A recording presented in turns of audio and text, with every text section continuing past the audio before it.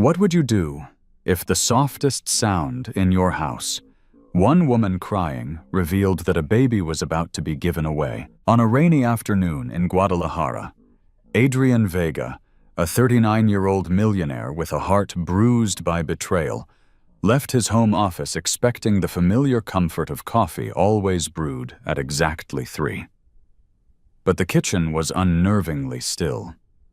No aroma, no clink of cups, just silence, thick enough to feel. Then he noticed the service room door slightly open. Adrian stepped closer, careful as if the wrong noise might shatter something fragile.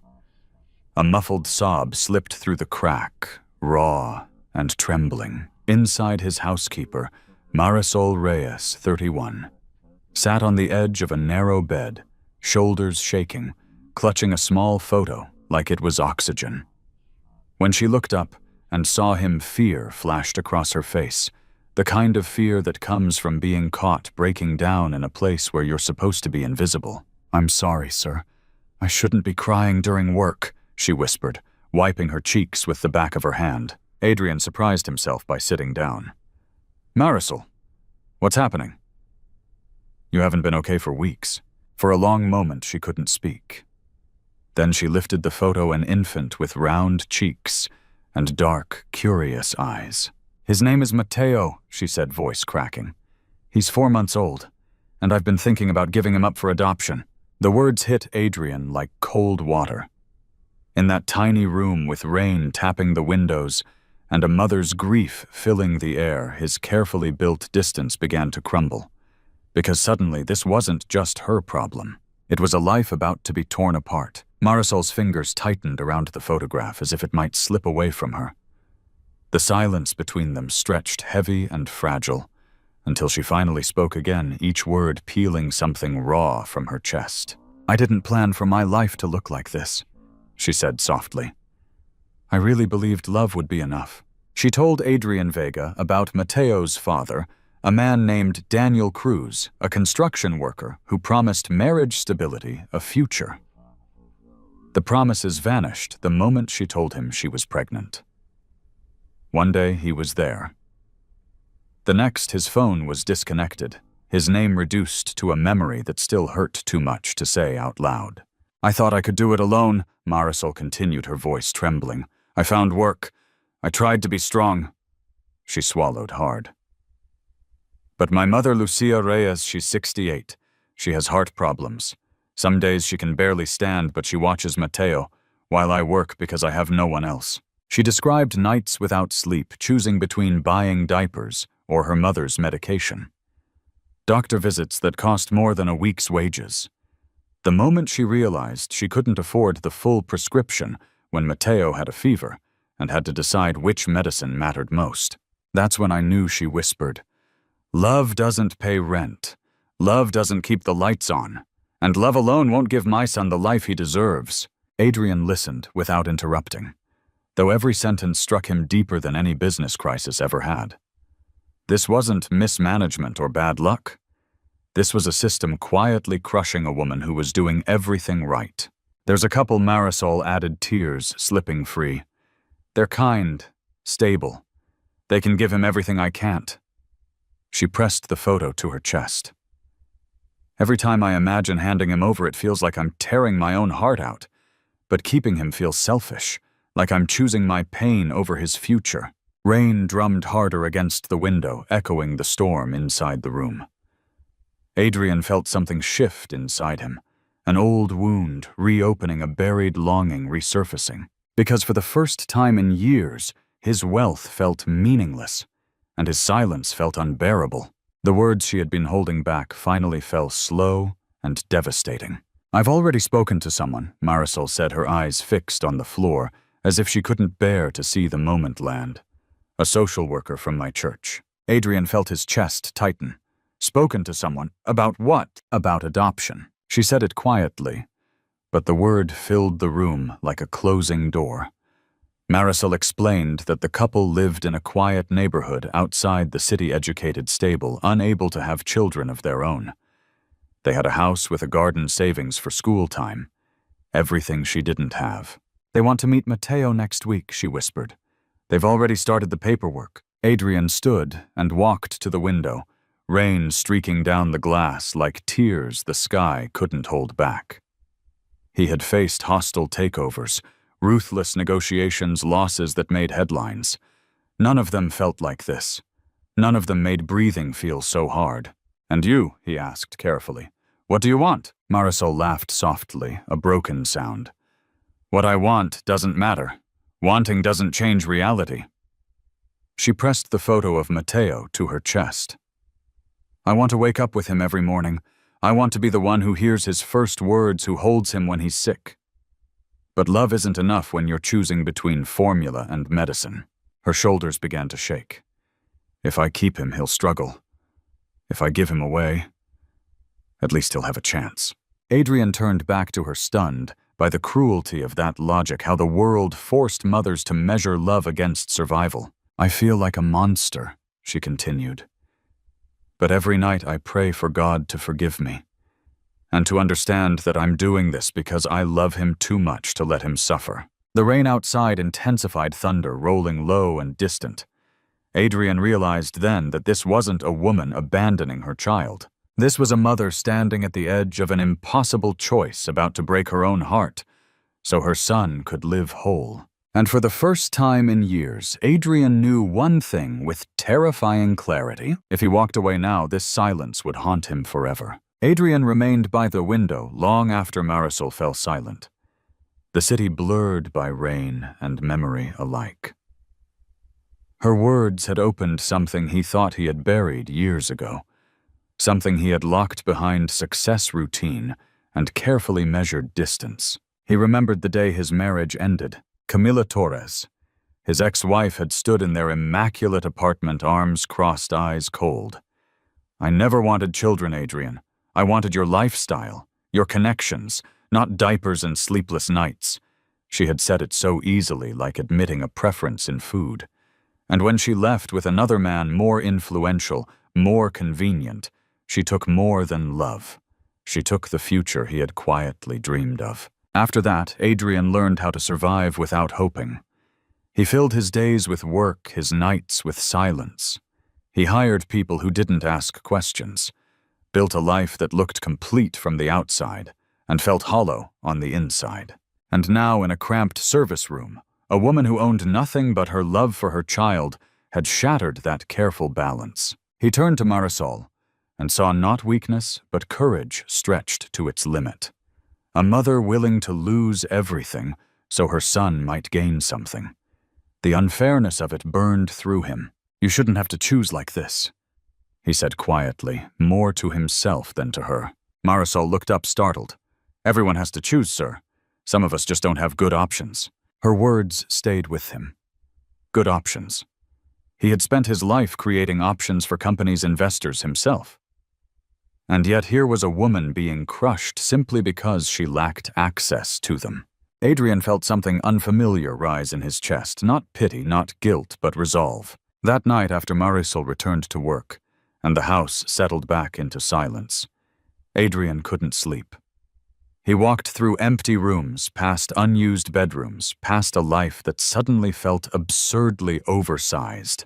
For the first time in years, his wealth didn't feel like protection. It felt like responsibility, and deep down, Adrian knew this truth with unsettling clarity. If he did nothing, if he let a child be separated from his mother because it was not his place, then all the money in the world would never be enough to silence what he was about to lose inside himself. The decision didn't arrive like a thunderclap. It settled into Adrian Vega slowly, heavily, until it became impossible to ignore. By dawn, he was still awake. He stood in the middle of his mansion's upper floor, staring down a long hallway of closed doors. 6 bedrooms, 5 of them unused. Clean, silent, waiting. For years he had called this place home, yet not a single room held laughter toys or the restless breathing of a child asleep. Downstairs, Marisol was already working, as she always did, quiet, efficient, invisible. Adrian found her in the kitchen, hands wrapped around a mug she hadn't touched, eyes swollen from another night without rest. "Sit down," he said gently, pulling out a chair across from him. She hesitated. "Sir, I still have—" "Please," he interrupted. "Just for a moment. Marisol sat her posture tight, braced for bad news. Adrian studied her, the strength it took to keep showing up, the exhaustion she carried without complaint. If money wasn't a problem, he asked carefully if your mother had proper care, if Matteo had everything he needed.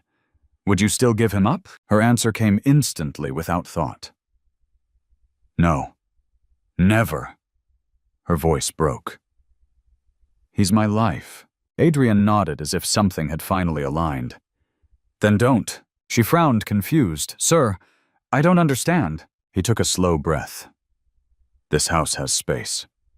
More than I will ever need alone. I want you, Matteo, and your mother to live here. The words hung between them unreal. I'll cover the medical care, he continued. The rent your mother struggles with. Everything Matteo needs. You can work if you choose, but your priority will be your son. Marisol shook her head, panic and disbelief flooding her face. I can't accept charity. I won't. This isn't charity, Adrian said firmly. It's a solution. One that keeps a family together. Tears spilled freely now. Why, she whispered. Why would you do this for us? Adrian looked away for a moment, then back at her. Because I know what it feels like to lose a family you never got to have. And because no child should be taken from a mother who loves him just because she's poor. Marisol covered her mouth, shaking, as hope, terrifying and fragile, finally dared to rise. And in that quiet kitchen, something rare happened. 3 broken lives stood on the edge of becoming one family. The hardest part wasn't accepting Adrian's offer. It was believing it wouldn't disappear. Marisol's hands trembled as she told him about her mother. Lucia Reyes, proud, stubborn, sick, and deeply afraid of owing anyone anything. She won't want this, Marisol said quietly. She'll think there's a price. Then let me talk to her, Adrian replied without hesitation. All 3 of you, together. That afternoon they drove across the city, leaving wide avenues behind for narrow streets and faded houses pressed close together. When Lucia opened the door, her eyes filled first with relief at seeing her daughter, and then with suspicion when she noticed Adrian standing behind her. Inside the modest home, the air smelled of lavender soap and warm coffee. Matteo began to cry, and Marisol lifted him instinctively, whispering comforts that came from exhaustion and love. Adrian watched the scene in silence, absorbing every detail, the fragile strength of this family, the way they held each other up with almost nothing. When he finally spoke, his voice was steady. I'm not here to take anything from you, he told Lucia. I'm here to make sure you don't lose each other. Lucia studied him for a long moment, then asked the question Marisol feared most. Why? Adrian answered honestly. Because I have more than I need, and because this child deserves to grow up with his mother, not as a sacrifice to poverty. Lucia's defenses crumbled slowly. Tears traced the lines of her tired face as she looked at her grandson, sleeping against Marisol's chest. If this is real, she whispered, then maybe God hasn't forgotten us. The move happened quickly. Boxes were packed. Goodbyes were said. And when they stepped into Adrian's home for the first time, the silence didn't feel empty anymore. It felt expectant. That night, as Matteo slept in a room prepared just for him, Marisol stood in the doorway, overwhelmed. For months, she had been preparing to lose her son. Now she was learning how it felt to keep him and to hope again. The house changed before anyone said it out loud. At first it was small things, sounds Adrian had forgotten could exist. The soft cry of Matteo at dawn. The shuffle of Lucia's slippers in the hallway. The smell of coffee mixed with warm milk drifting through rooms that had once smelled only of polish and silence. Adrian found himself waking earlier, not out of obligation, but instinct. He would pause at the top of the stairs, listening. Life was happening below him. Real life. And for the first time in years, it didn't feel like an intrusion. Marisol struggled to adjust. She moved through the house carefully, as if afraid to disturb the walls themselves. She apologized too often, thanked him too much. Every kindness still felt temporary, like something that could be taken away if she reached for it too fully. But Matteo changed that. One evening, when Marisol's arms shook from exhaustion, Adrian hesitated only a second before holding them out. "May I?" he asked quietly. She nodded. Matteo fit against his chest like he belonged there. Small. Warm. Breathing. Adrian froze at first, terrified of doing something wrong. Then the baby relaxed, a tiny hand gripping his shirt, and something inside Adrian softened, in a way no deal, no victory, no amount of money ever had. "He likes you," Marisol whispered, surprised. Adrian swallowed. "I like him too." Lucia watched from the doorway, eyes shining. Later that night, she placed a bowl of soup in front of Adrian without asking. "You work too much," she said gently. "Eat." It wasn't grand, it wasn't dramatic, but it was family. Days passed. Laughter replaced echoes. Toys began appearing in corners. Adrian caught himself smiling for no reason at all. The mansion no longer felt oversized, it felt finally full. One night as Adrian turned off the lights, he realized something that unsettled and comforted him all at once. He hadn't just saved a family from breaking apart. They were quietly, unknowingly saving him right back. The shift was gentle, almost imperceptible, like dawn arriving without an announcement. Weeks passed, and somewhere between midnight feedings and shared dinners, Adrian realized he was no longer pretending. He wasn't hosting guests. He wasn't helping temporarily. He was living with them, for them. One evening, after Matteo finally fell asleep, Adrian found Marisol in the kitchen, quietly folding tiny clothes with careful precision. The house was calm, wrapped in that rare silence that comes not from loneliness, but from peace. "You don't have to do that now," Adrian said softly. She smiled, tired but sincere. "I like doing it. It reminds me he's really here. With me." Adrian leaned against the counter watching her. Not as an employer, not as a rescuer, but as a man seeing a woman's strength stripped of desperation glowing in its truest form. "Marisol," he said, hesitating for the first time in months. "Do you ever worry people will think you stayed because of what I can give?" Her hands stilled. She looked up, meeting his eyes. "Every day," she admitted. "And I worry you'll think I owe you something." The honesty hung between them, fragile and brave. "I don't want you to owe me anything," Adrian replied. "I want you to choose this life, only if it feels right." Marisol swallowed. "It does," she whispered. "More than I ever expected." Lucia watched them from the hallway later that night, saying nothing but smiling in the quiet way of someone who sees what love looks like before it's named. It wasn't passion that brought Adrian and Marisol closer. It was trust, respect, shared mornings, shared fears. A child who reached for both of them without distinction. And one night as Matteo babbled in his crib and laughter echoed softly through the halls, Adrian understood the truth that changed everything. This wasn't kindness anymore. This wasn't responsibility.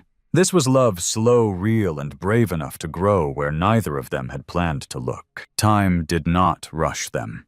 It settled around them softly, deliberately, like a promise learning how to keep itself. Months passed, and Matteo grew stronger, louder, more curious. His laughter echoed through rooms that had once known only silence. He learned to crawl across marble floors to pull himself up, using Adrian's pant leg to fall, and laugh instead of cry.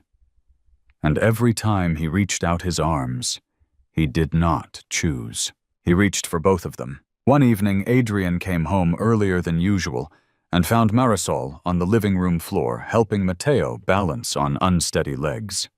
When the baby saw Adrian, his face lit up, and a sound slipped from his mouth, soft, uncertain, unmistakable. "Pa, pa." The room went still. Marisol froze her breath, caught halfway. Adrian dropped to his knees without realizing it, his eyes filling before the word could even land. "Did you hear that?" Marisol whispered. Adrian nodded, unable to speak. He opened his arms, and Matteo fell into them, laughing, safe sure. That night, after Matteo was asleep, and Lucia had retreated to her room, humming an old lullaby, Adrian and Marisol sat together in the quiet kitchen. No urgency, no fear. I never wanted to replace anyone, Adrian said finally. But somewhere along the way, I stopped imagining my life without you. Marisol looked down at her hands. I was afraid to hope, she admitted.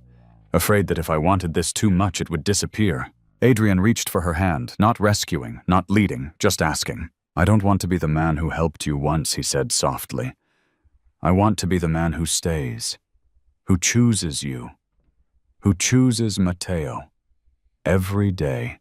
Marisol's tears came freely now, but they were different, no longer born of desperation, but of recognition. For the first time in her life, love did not feel like a risk she had to survive. It felt like a home she was allowed to keep. And in that quiet moment with a child sleeping peacefully down the hall, both of them understood. They hadn't just saved one another. They had become a family long before anyone dared to say the word out loud. The wedding was small, almost quiet, but it carried the weight of everything they had survived. Under a pale afternoon sky, Adrian stood beside Marisol, her hand trembling gently in his. Matteo, now steady on his feet, rested between them, clutching both their fingers as if he already understood what this moment meant. There were no grand speeches, no luxury displays, only truth promises, and a love that had grown from hardship into something unbreakable. When Adrian spoke his vows, his voice wavered. I once believed family was something you were either born into or denied forever, he said. But you taught me that family is built by showing up, staying and choosing love every single day. Marisol answered through tears, promising not perfection, but presence. Not wealth, but loyalty. Matteo laughed at the sound of their voices, and everyone knew this was real. That night, as the house settled into peaceful silence, Adrian watched his son sleep and felt a certainty he had never known before. He had not rescued anyone. They had saved one another quietly, completely. This story reminds us that true wealth is not what you own, but who you protect. Sometimes the greatest miracles happen not through grand gestures, but through compassion at the exact moment someone is about to give up. Love is not proven by blood, but by responsibility, courage, and the willingness to stay when it's easier to walk away. What part of this story touched you the most? Have you ever witnessed kindness change a life? Share your thoughts in the comments. If this story moved you, please like the video and subscribe to the channel for more powerful real-life stories about love, hope, and second chances. Your support helps these stories reach hearts that need them most.